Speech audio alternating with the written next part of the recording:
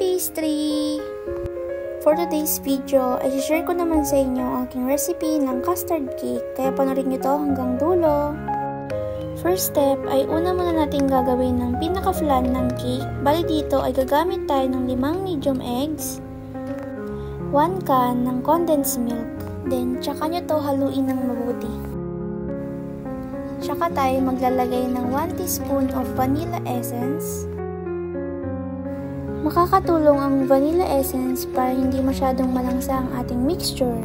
Tsaka naman tayo maglalagay ng 2 cups of evap milk. After mahalo ito ng mabuti, ay iset aside muna natin ito. Then sa isang pan ay maglagay tayo ng 1/2 cup ng brown sugar. Then maglagay tayo ng 2 tablespoon ng water. Tsaka ito ilipat sa ating baking pan. Bali ang gamit ko nga ditong baking pan ay 7x2. Sa recipe natin ay makakagawa tayo ng 3 pan ng 7x2. Then set aside muna natin ito. Bali sa ating pinaka-chiffon ay gagamit tayo dito ng 6 egg yolks. Tsaka tayo maglagay ng 1 teaspoon of vanilla essence. Next, 3/4 cup of water. Then 1/2 cup ng oil. Tsaka tayo maglagay ng 2 cups of cake flour, 1 teaspoon of baking powder,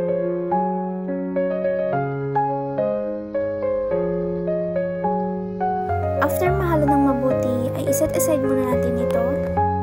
Next, para sa ating mirang ay gagamit tayo ng 6 egg whites and 1 teaspoon ng vinegar. Then i-whip nyo lang ito.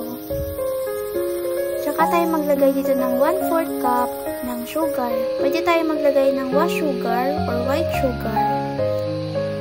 Kapag ganito na nga ang kanyang consistency, ay ilipat na natin ito sa mixture natin ng chiffon kanina.